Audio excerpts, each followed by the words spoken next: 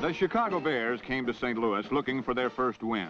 But on the second play from scrimmage, the Big Red defense forced nifty Gale Sayers to fumble and took over near midfield.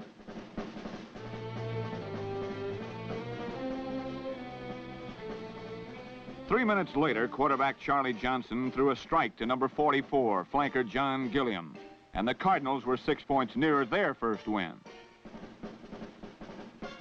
Chicago coach Jim Dooley is familiar with bad breaks, but on the next Bear offensive, there was a surprise in store for nearly everyone. Quarterback Jack Concannon interrupted himself to call timeout, but center Mike Pyle snapped the ball anyway. The Cardinal defense didn't hear anyone yell stop, and suddenly left linebacker Larry Stallings, number 67, was rumbling 62 yards for another St. Louis touchdown. Coach Dooley and his Bears were suddenly 13 points behind.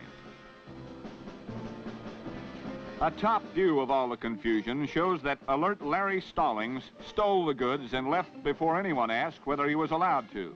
The officials ruled he was.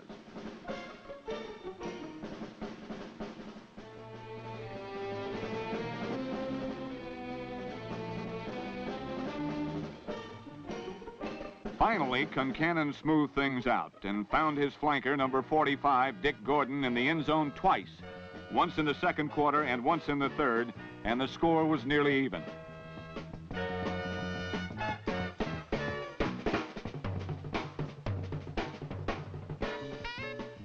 Gale Sayers, number 40, also regained some lost luster and helped restore Chicago faith that the injury to his knee last year was nearly forgotten.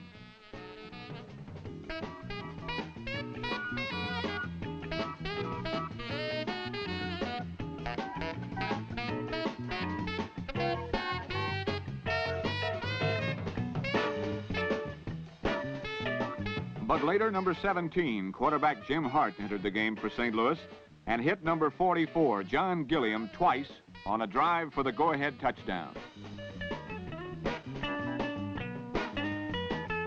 Willis Crenshaw, number 33, followed beautiful blocking into pay dirt.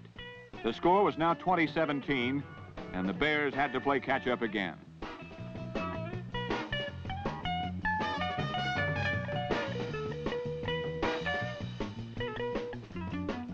With 3.5 minutes left, Jack Concannon gamely drove upfield, completing 7 out of 9 passes.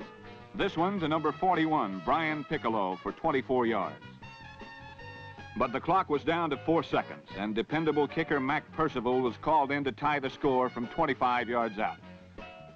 The seconds stretched out into eons for Cardinal fans when the ball was snapped. But the Bears couldn't buy a break, and the ball passed wide to the right. Determined St. Louis had taken a ragged victory away from a scrappy Chicago team.